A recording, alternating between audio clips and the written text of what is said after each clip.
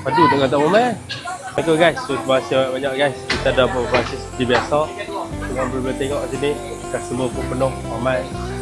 Saya nak ucapkan terima kasih banyak mana yang datang ke Episod 88. Moisut kita ada ni guys. So, kan boleh tengok sini.